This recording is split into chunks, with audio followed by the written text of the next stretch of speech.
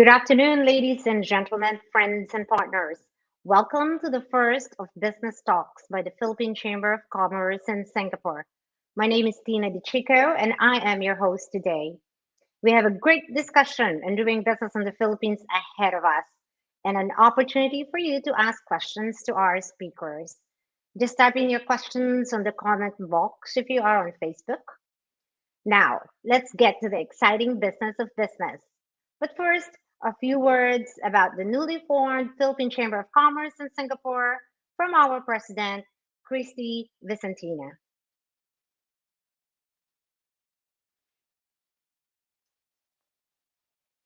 Thank you, Tina.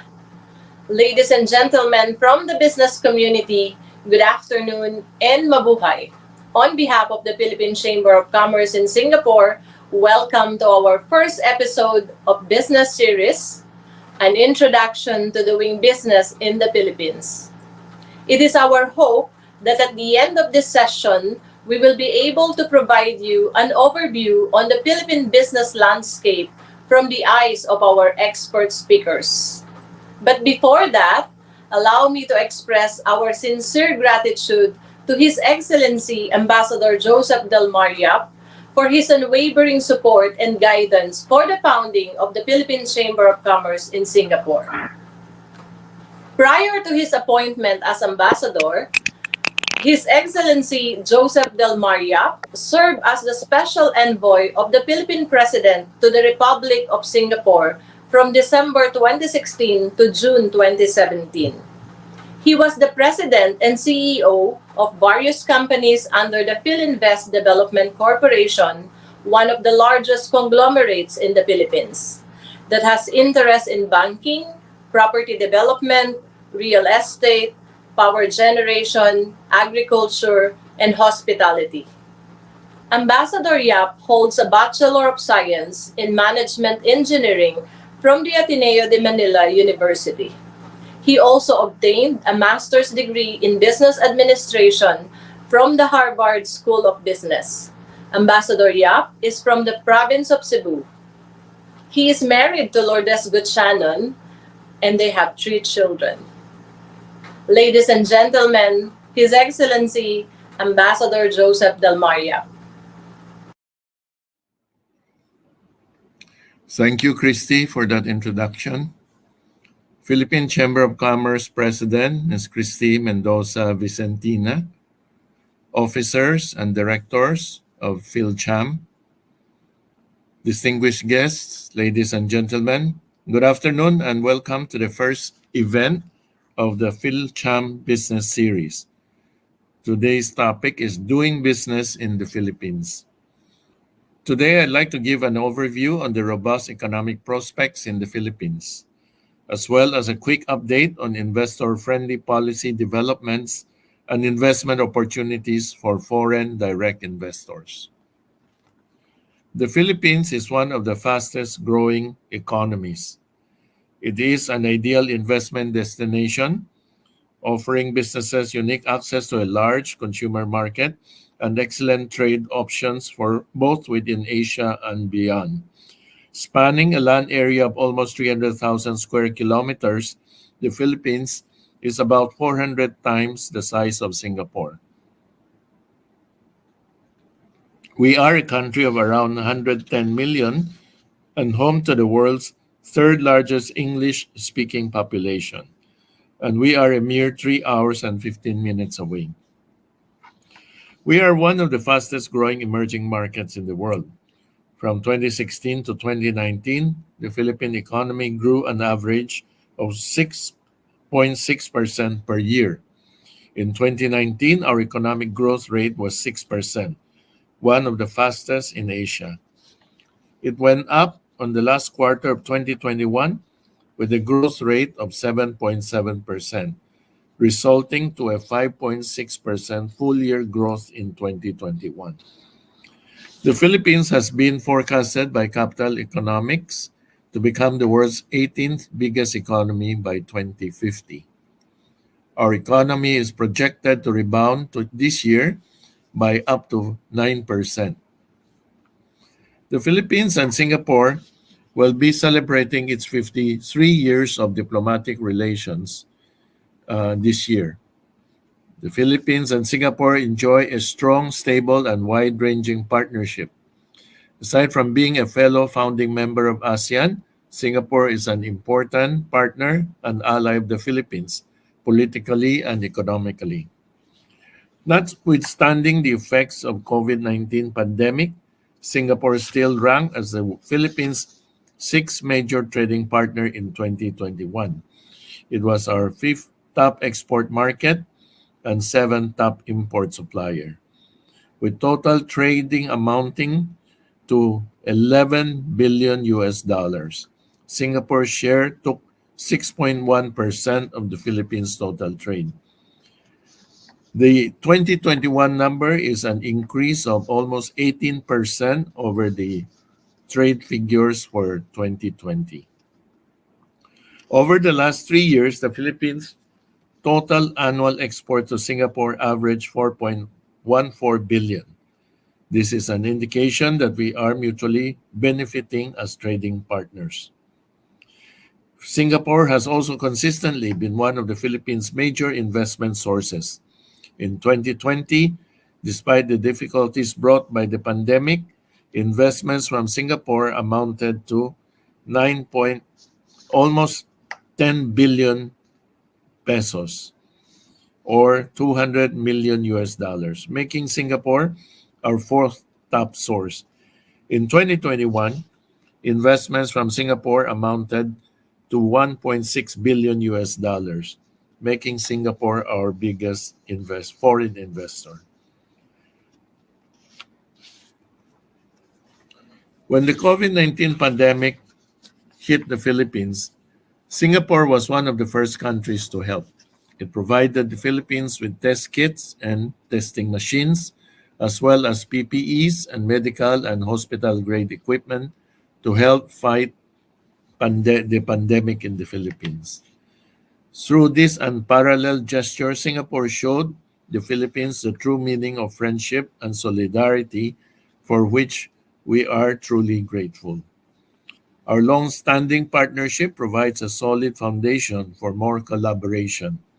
This is why I'm excited to share with you this afternoon the reasons why we should strongly consider the Philippines as your next business destination. What makes Philippines an ideal investment destination? First, it's the abundance of human capital. Second is strategic location. Third is a large, dynamic, and growing consumer market. And fourth is a strong, stable, and reliant economy. First, the first compelling reason is the abundance of our human capital. We have a highly skilled workforce of 49 million highly capable, innovative, committed, and cost-competitive talents. The median age of the Filipino population is 25.7 years, making us younger compared to the rest of the world.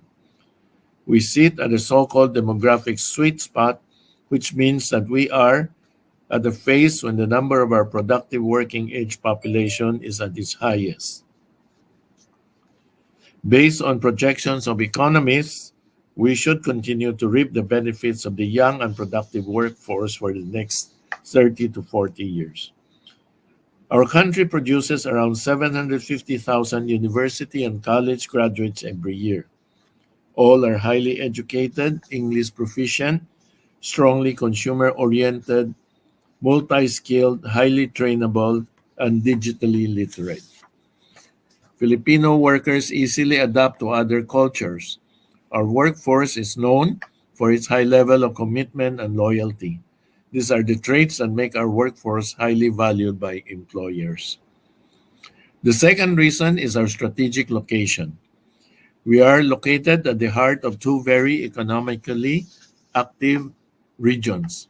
The first is East Asia, which is anchored by the major economies of China, Japan, and South Korea, with a total population of over 1.6 billion people.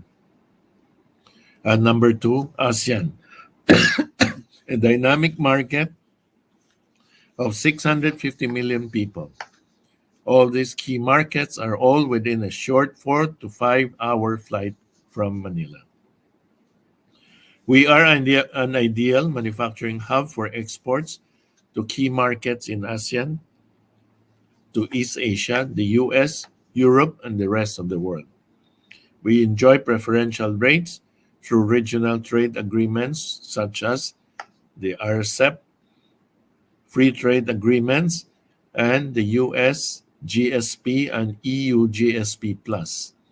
The Philippines is the only ASEAN country with GSP Plus privileges. Around 70% of Philippine exports enter the United States duty-free. We have a big and active manufacturing sector which accounts for nearly 20% of our economy. We have hundreds of operating economic zones and information technology parks today, equipped with the necessary support, capabilities, and incentives, where a company may locate its business with ease. Dyson, for example, is one of the companies that has opened its production facilities in the Philippines and have been very successful at it. We believe that the recently signed Regional Comprehensive Economic Partnership, or RCEP, agreement, which includes both the Philippines and Singapore, will rebound to the benefit of both our countries, especially in strengthening the global supply chain in a post-pandemic world. The third reason is our large, dynamic, and growing consumer market. The remittances Filipino families receive from abroad boost the spending capacity of Filipino consumers. The business process outsourcing, or BPO industry, which earned more than 26 billion US dollars in 2020, is the Philippines' second largest contributor to the economy. With a direct employment of 1.3 million well-paid workers, the BPO industry has been instrumental in building up a well-to-do base of middle-class consumers.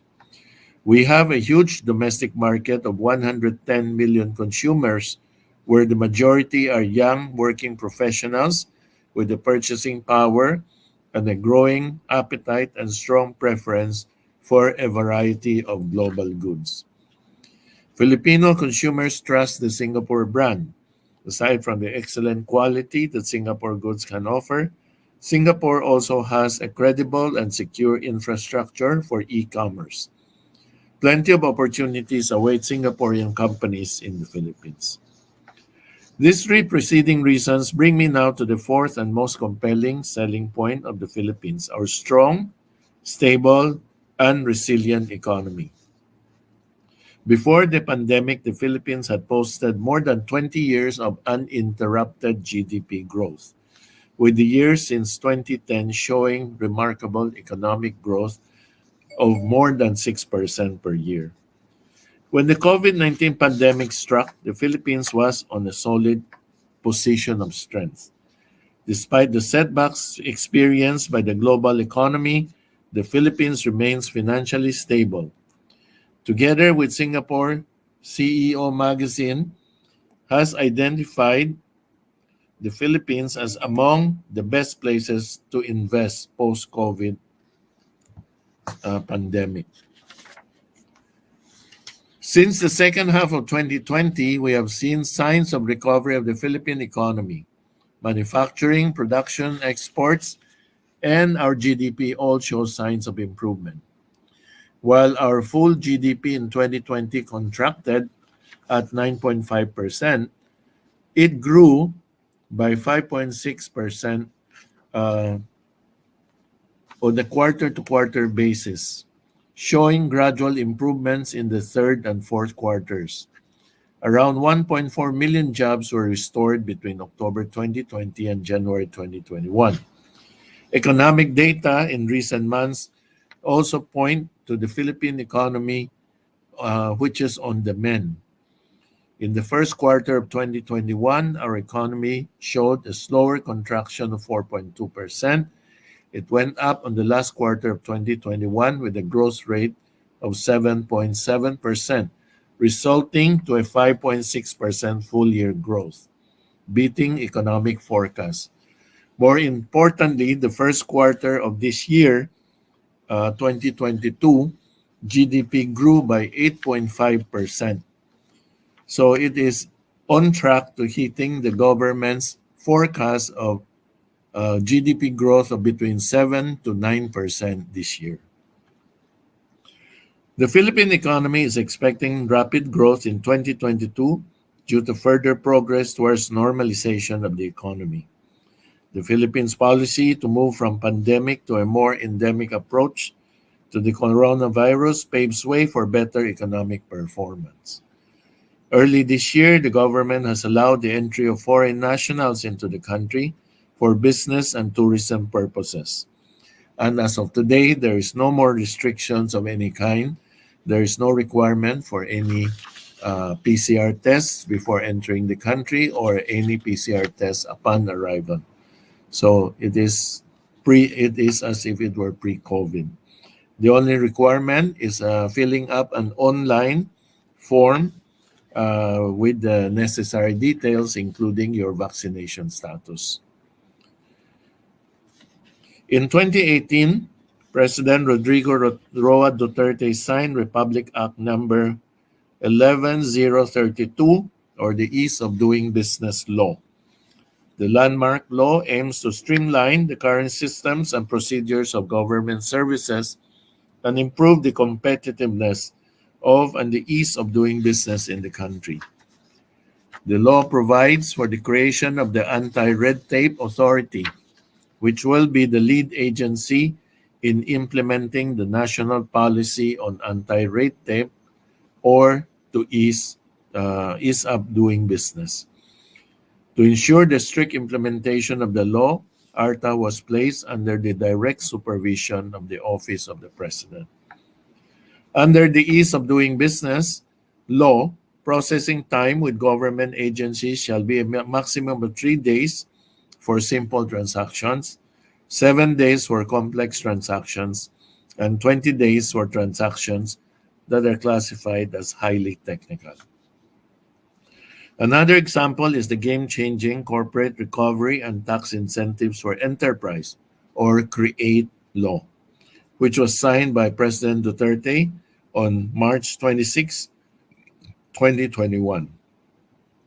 The CREATE Act aims to rationalize the fiscal incentive system into one that is performance-based, targeted, transparent, innovation-oriented, and time-bound.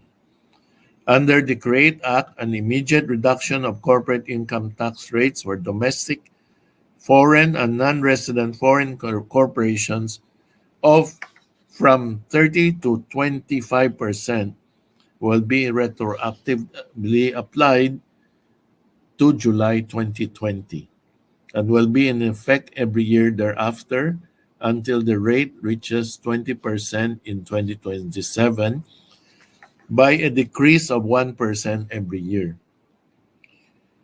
The CREATE Act also provides for a generous incentive package where businesses can enjoy 4 to 7 years of income tax holidays and enhanced deductions. Other proposed legislative reforms that were recently passed by the Duterte administration are the amendments to the Retail Trade Liberalization Act, Foreign Investments Act, and Public Services Act. This will be discussed in more detail by our succeeding speakers. The remaining tax packages under Comprehensive Tax Reform Programs 3 and 4 are also being pushed by the economic managers to achieve the full liberalization of the Philippine economy. The Philippines will also continue to sustain the reform momentum through the Build, Build, Build program, which will help power up our economy amid the health crisis is all systems go and will continue as planned. And under the incoming Marcos administration, Infrastructure has already been identified as also one of the key sectors that the administration will push. Our bilateral relations, which spans 53 years, provide a solid foundation for the further enhancement of our economic relations. Ladies and gentlemen, many opportunities await you in my country. Again, I thank you for the opportunity to speak before you this afternoon. And please look into the Philippines for your business opportunities. I hope everyone will find this webinar informative, and we look forward to engaging with you during the open forum. Thank you and mabuhay. Thank you, Ambassador Yap. That was a thorough overview of economic progress in the Philippines, and things are looking rosy. We also like to thank you for your encouragement and fantastic support in setting up a Philippine Chamber of Commerce here in the Philippines and in Singapore. Your leadership and inspiration will guide the work of the Chamber for the Filipino and Singapore business communities. So, for our discussion today, here is a quick preview. In a country of 108 million people, with one of the highest internet penetration in the world, Philippines is one of the fastest growing economies in Southeast Asia. More infrastructures have been built despite the challenges of the pandemic. But how can businesses best leverage from this? What are the rewards of doing business in the Philippines? What are the challenges you can turn into opportunities? We will help you navigate your way to success. Get to know from our panel speakers their insights in making the most of this market opportunity in our first episode of PhilCham's Business Series.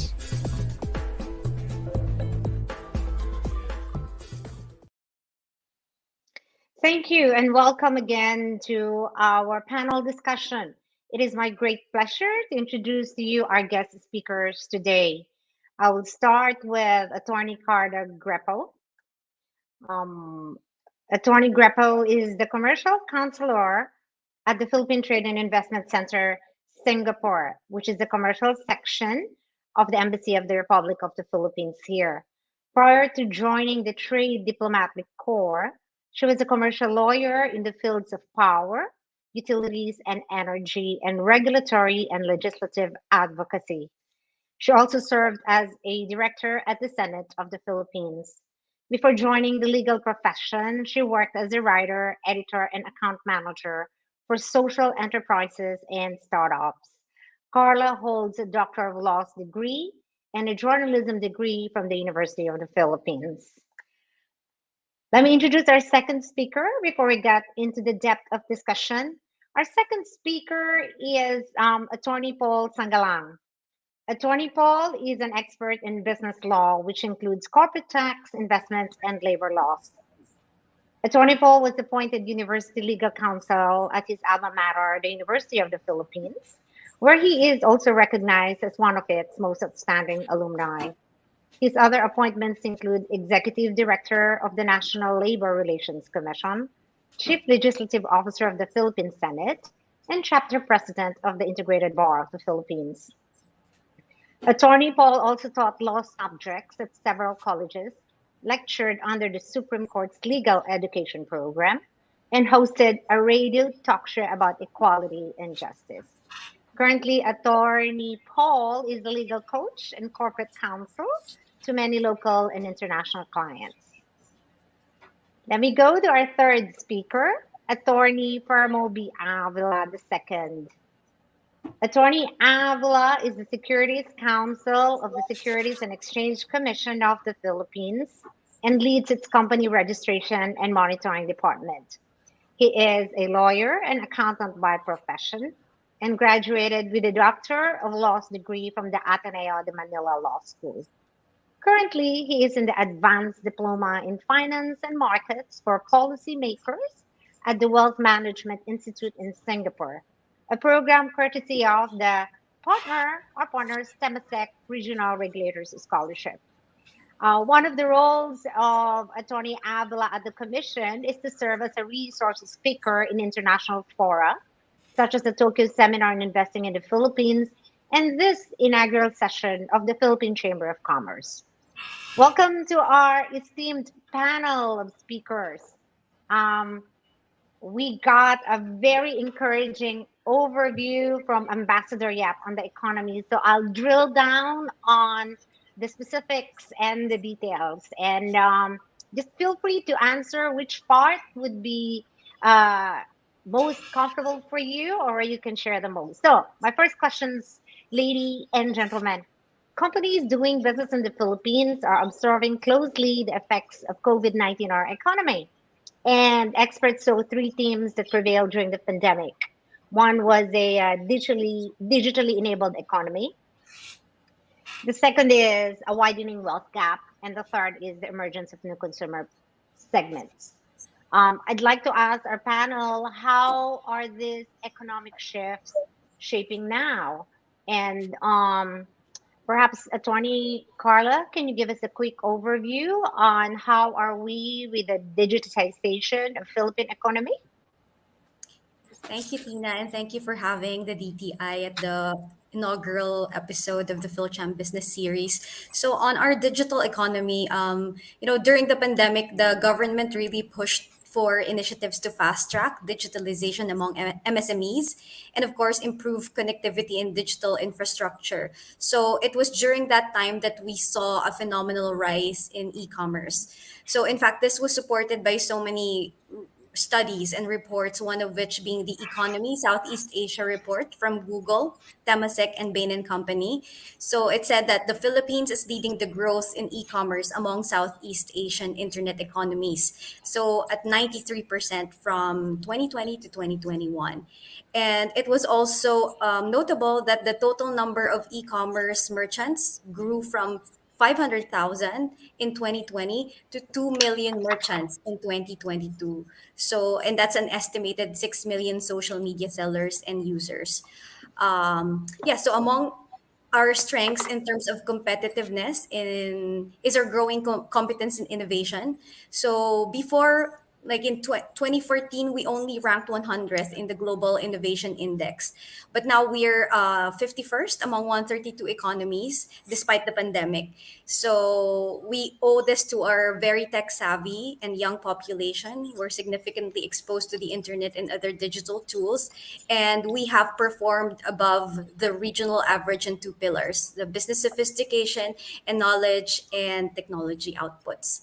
Um, of course, that was a mouthful already, but important to add is that we are also preparing our workforce for the demands of these industries. So we have programs that upskill our workforce for Industry 4.0 technologies. So we have the Industry 4.0 Skills Roadmap as well as the Philippine Skills Framework. And we'd like to thank this opportunity to thank Skills Future Singapore, who partnered with our government in human capital development and upskilling our workers. Mhm. Thank you. Amazing. Attorney Carla, you mentioned about 500,000 e-commerce brands before the pandemic, and after the pandemic, we got about 20 million. Did we understand you right on that one? 500,000 in 2020, correct? Then 2 million by 2022. Uh, I think that just proves that we are indeed one of the most internet busy or internet the higher Definitely. internet penetration in the country, right? And thank you also for mentioning what we're doing about the workforce and the 4.0 roadmap. I think I would like to ask another question around workforce and labor from one of our speaker who is an expert in labor laws. Attorney Paul, how can you give us an overview on how companies doing business in the Philippines should be wary of, get ready for, or what should they do? And if you could especially focus on workforce, borrowing from the thesis of Attorney Carla. Okay, thank you for having me, and good afternoon to everyone. Like every country, there are regulations, there are laws, and In particular, in the field of labor law, the Philippines is one of those countries which have a very pro-labor uh, labor law compared to other countries. So one thing that investors and would be um, entrepreneurs from Singapore and from other countries to look out for is the difference between the labor law in their own country and the labor law in the Philippines. In the Philippines, the labor law is centered on security of tenure of the employees. Here in the Philippines, employees cannot just be terminated or dismissed without just cause. So that's one of the things that my client always tell me about. How come Philippine labor law is so strict when it comes to dismissal of employees? That's one. And for other areas of concern, obviously, almost all countries have tax laws. So that's another thing that investors have to look out for. How to comply with tax laws, because we have stiff penalties for non-compliance, non-payment, or non-submission of tax reports. And lastly, uh, in the Philippines, there are several local government units, cities and municipalities, and all these cities and municipalities have different regulations. No, so aside from the national laws and regulations, we have local laws and regulations. We call that ordinance. Imposed by local government units like the city of Quezon City, where our law office is located in. So each city and municipality have their own specific rules and regulations that uh, might confuse some investors thinking that the same rule would apply to one city or another. So I think that's the only thing that they have to be worried about. Attorney Paul, that's a good overview. And the workforce of the Philippines is famous the world over for being a hard worker, very, very dedicated, and very committed. And on top of all this, very happy workers. So I'm going to ask you a question. Do you think that we as a country are a labor friendly nation, or we are business friendly, or is there something in between? Uh, I would say both. No, I would say both. Although I mentioned that the Philippine labor law is very protective of the labor force, no, Filipino labor force, but still, as you can see, there are businesses growing in the Philippines, meaning there are ways and means to adjust. No, it's just a matter of adjustment. What I'm just saying is that they might be surprised that the labor law in their own country is different in the labor law in the Philippines. So just prepare for some adjustment. As long as you can adjust to Philippine labor law, then I see no problem. The government is really inviting investors and business owners to and promoting businesses and encouraging them to grow in the Philippines. Amazing. There are a lot of questions around that subject matter. We'll get back to that. But I would like to ask Attorney Avila. We're inviting companies to set up in the Philippines, invest in the country. I want to find out, how does the Securities and Exchange Commission help these companies? And how do you give them the confidence of a solid business ecosystem in our country? Attorney Avila. Good afternoon. First of all, in behalf of the Securities and Exchange Commission of the Philippines, allow me to thank you for inviting us to be part of this special occasion. Now, as a regulator, the SEC progressively performs its critical role as a prudent registrar and supervisor of the corporate sector and the independent guardian of the capital market. And considering the shift to a digitally enabled company, the widening wealth gap, and the emergence of new customer segments, the Commission continues to improve its services through digitization and the eventual digitalization. And the Commission provides a competitive and secure environment for fast and easy company registration, efficient capital formation, and broad investor participation.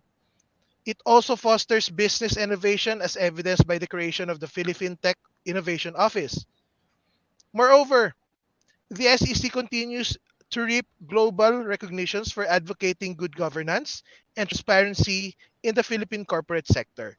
Cambridge International Finance Advisory named SEC as a recipient of the Global Good Governance Advocacy and Commitment to Corporate Governance Award for the second consecutive year. Hence, this goes to show the efforts of the SEC towards attaining a solid business ecosystem. Hmm. Thank you. That's very encouraging. Global good governance. Uh, Attorney Avila, when companies apply for setting up in the Philippines, can you walk us through very quickly on how easy would that be? Do they need to get into a certain office, or everything can be done online, or how is that process going to be for people wanting to set up in the Philippines? Now, because of the pandemic, the commission developed its registration system, wherein now all registrations of all types of corporations, be it domestic or foreign, be it stock or non-stock, you can log on to our eSpark. That is our registration system online, which can be found in our SEC website. From there, you just have to fill up the forms, and then uh, it could there are some types of corporations that can easily be created or incorporated within minutes. So as long as your primary purposes and you're very compliant with the documentations, then in just a matter of minutes we can issue your certificate of registration or incorporation for that matter.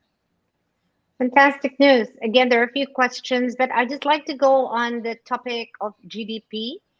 We saw some encouraging data from Ambassador Yap earlier, but I'd like to show one of the slides or one of the data from IMF here. And you will see on the screen that, well, the top line economic numbers for the Philippines are really rosy, right?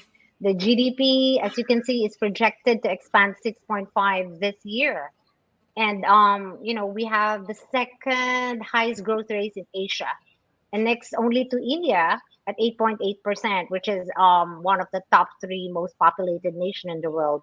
So, but what we're seeing here in the screen, I hope everybody can see that, is Philippines GDP exceeds the average for Southeast Asia.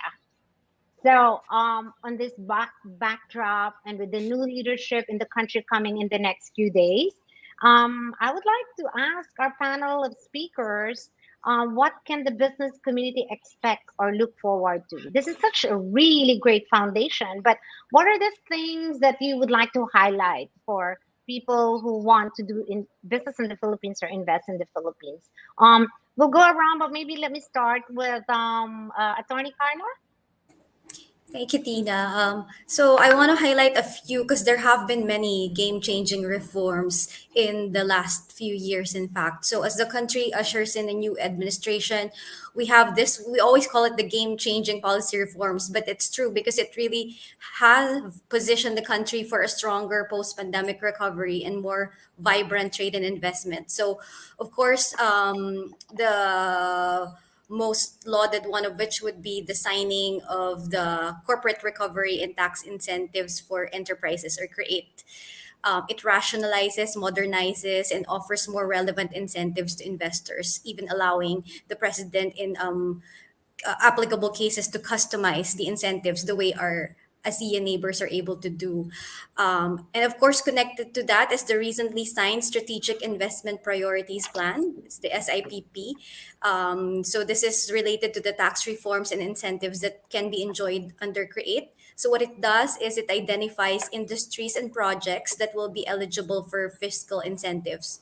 So the overarching goal here is really to attract high value, modern, strategic, and high technology projects that will strengthen our role in the global value chain. And of course, create more jobs and sharpen our competitiveness. Um, and then we also passed the amendments on the Foreign Investments Act. So the Philippines can be a second home for international startup firms involved in advanced technology with a capital requirement of only 100,000 US dollars and only 15 employees from the local workforce, among other developments. And then we also amended the Retail Trade Liberalization Act. So it lowers the capital requirement for foreign investors in retail trade. Before it was $2.5 million. Now it's just 500,000 US dollars, or around 2.5 million pesos. Wow. Um, there are a few more.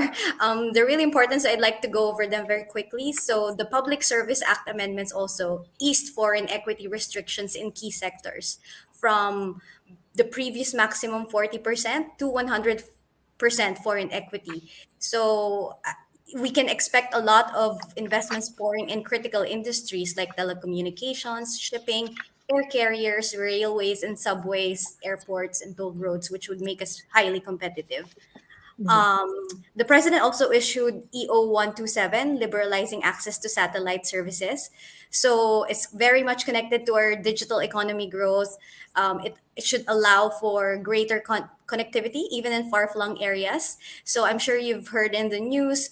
The Philippines is said to be the first country in Southeast Asia to avail of SpaceX's low Earth orbit satellite network called Starlink. So that's one of the exciting developments here.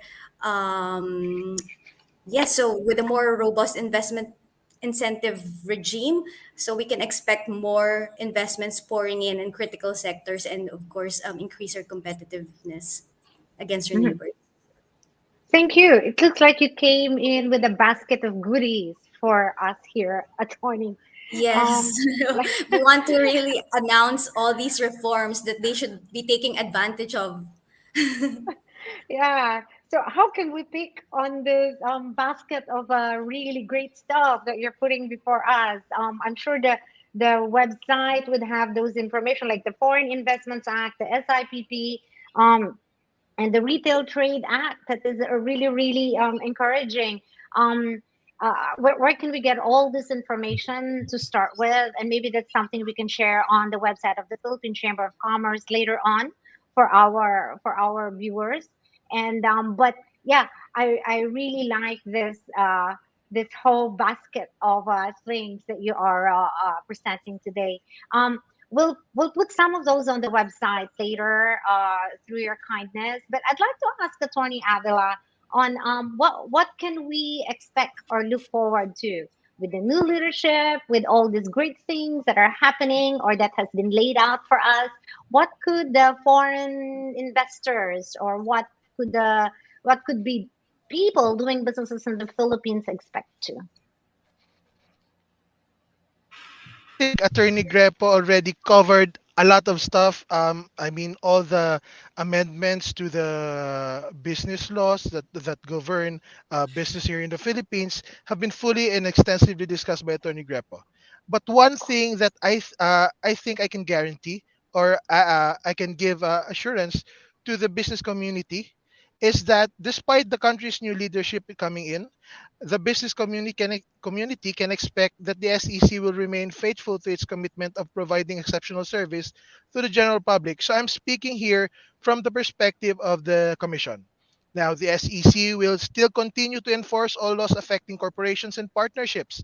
And with its driven, highly trained, and customer centric team of professionals, it will continue to strive to become the premier investor champion and catalyst of a deep, broad, and informed investor-based capital market and more empowered business sector.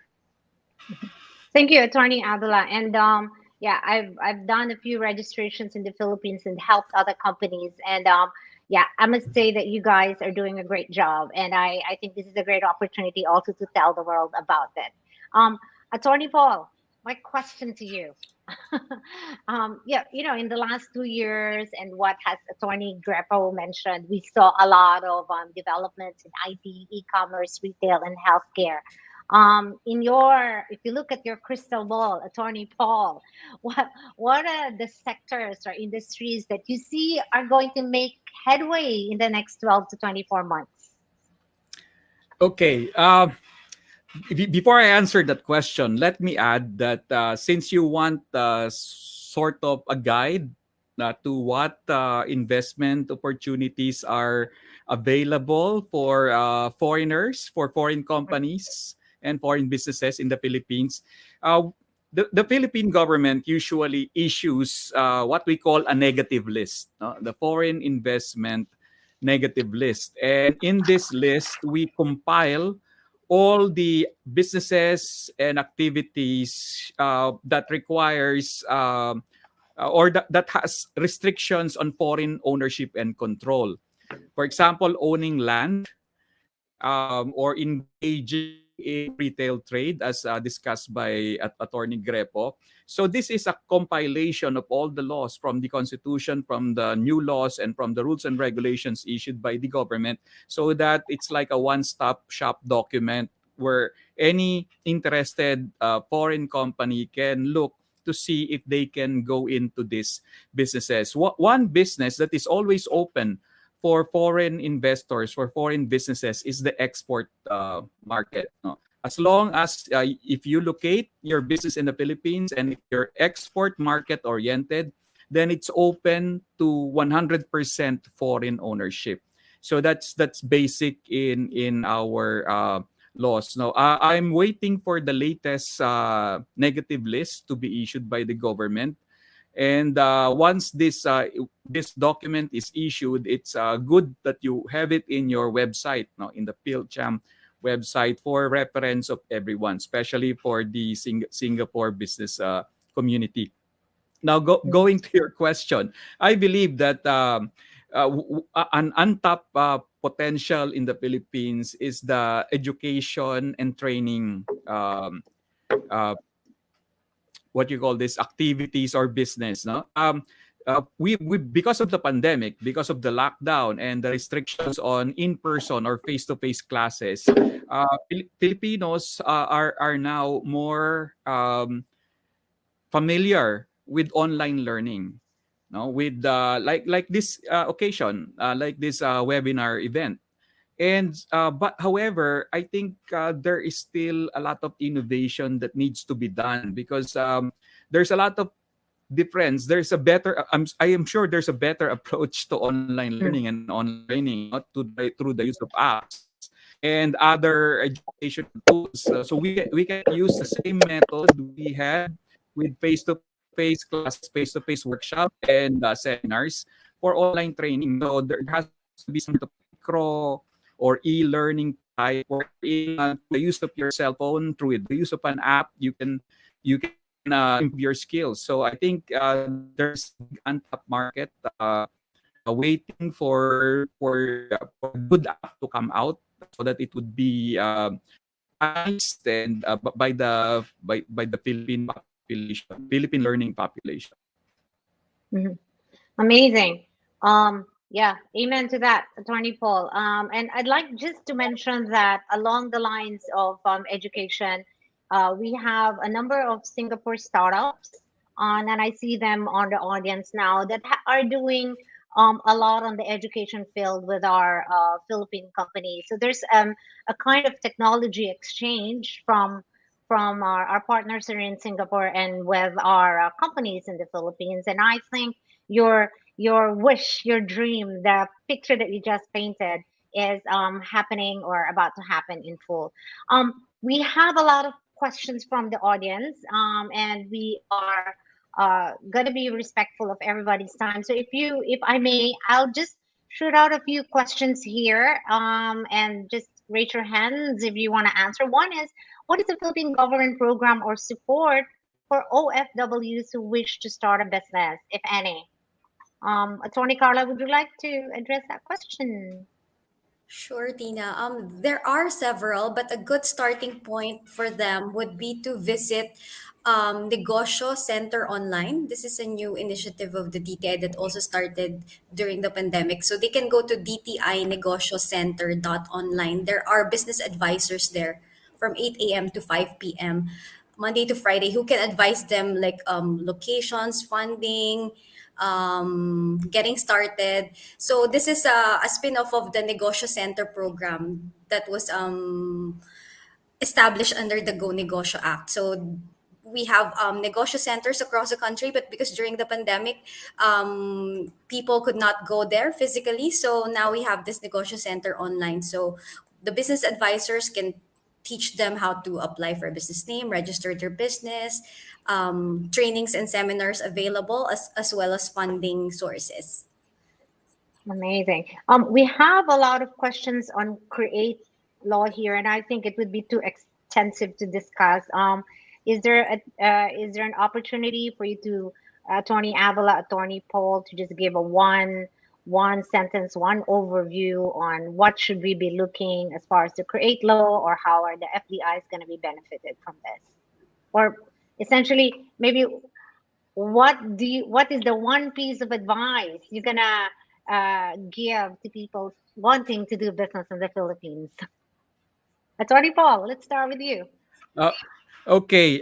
Well, the basic theme of create law is to lower corporate income taxes. So that's the essence, no? So because before the create law, based on based on survey, Philippines has one of the highest, if not the highest, corporate income tax. So create law address that situation. So corporate income taxes in the Philippines is more competitive at the present. So that's a great news already. And also there's an for smaller businesses, even though they're corporations, there are further decreases in the taxes. So it really incentivizes doing business in the Philippines by lowering of taxes. That's amazing news. Attorney Avila, you have a rejoinder to that? Well, in addition to what Attorney Paul said, there maybe not one thing, but there are two things that I'd like to say to those companies that who want to start doing business here in the Philippines. First is compliance, and secondly is continuous improvement. Basically, what we want here is that for new companies, startup companies that are established here in the Philippines, to really be compliant not only with corporate laws but also taxation laws. Because one thing I'd like to highlight is that um, previous prior to the revised corporation code, the penalties imposed on violations of corporate law of the corporate code is just minimal. Now, because of the RCC, it has increased. I think it's from 5,000 pesos to 2,000 pesos, with additional of at least or at the most 1,000 pesos per day of violation. Now here comes compliance. Now, what I'd like to encourage new companies is that just comply with all the repertoire requirements and also pay your taxes. And as for my second point, I'd like to encourage everyone to keep improving. It's not enough that you have a good income for now, and that you're barely surviving. It's important that we keep improving because technology is also is changing. Just like what happened in the pandemic, everything became online, everything became digital. So really have to adapt. So those are my 2 cents on that matter. Amazing. Thank you, Attorney Avila. And thank you for your work in ensuring and giving businesses confidence and foreign investments as well. Attorney Paul, thank you so much. Attorney Carla, for our audience, we have a few questions that were not answered. We'll try to put them together and put it on the Philippine Chamber of Commerce Singapore website. Um, yes, we're running out of time, which is a good sign. This means that we need a round two, and I hope our distinguished speakers today will also honor us again with their knowledge next time. Before we go to the last part of the program, I would just like to say a very special thank you to Jean Regonan of Rated J, who worked tirelessly to ensure that we broadcast live today. Rated J is a news channel para sa mga overseas Filipino mula sa kapwa overseas Filipino. So in English, it's a channel for overseas Filipino from your fellow overseas Filipino. Once again, so to conclude our episode today, let me hand over the microphone to one of the founding members of the Philippine Chamber of Commerce in Singapore. She's a true advocate for the welfare of Filipinos abroad, a dear friend of the community, and a dear friend of mine, Margarita Luxin Chan. Take it away, Tats.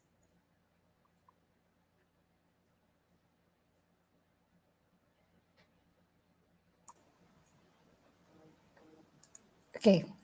On behalf of the Philippine Chamber of Commerce in the Philippines, I would like to thank our esteemed speakers and all of you with us today for attending our inaugural event. We hope that the birth of the chamber will be able to bring Singapore to the Singaporean and global consciousness the interlinkages that the Philippines and Singapore has had for over half a century, if not longer. We also hope to highlight the commonalities between cultures and economic contributions of Filipinos based in Singapore, as well as of Singapore companies with Philippine connections to both economies. A united front such as PhilCham was a long time coming, and today, a global pandemic notwithstanding, and thanks to the leadership and inspiration of our dear Ambassador Joseph Yap, as well as the support, hard work, and commitment of the Filipino community leaders here in Singapore, the Chamber is now a reality. Again, our sincerest gratitude to our panelists today on our inaugural event and to Ambassador Yap. This is the first of many activities that PhilCham will be offering, and we look forward to your continued support and perhaps even your future involvement. We are, the Philippines and Singapore, definitely better together. We sincerely hope that you will take the time to know more about us and our activities through our social media channels. We are on Facebook, on Instagram, and LinkedIn, and you can contact us for membership and events inquiries through our email, philchamsingapore@gmail.com. For now, thank you, everyone. Have a lovely weekend, and we will see you again very soon. Take it away, Tina. Thank you. Thank you, Tats. Thanks, everybody, once again. And I would just like to present to you the officers and members of the Philippine Chamber of Commerce, and to our partners in business. Thank you so much. Um, we look forward to working with you. Mabuhay, mabuhay ang Pilipinas, mabuhay kayo, and long live the Philippines-Singapore business relationship. Thank you, everybody. God bless you. Bye. Thank you.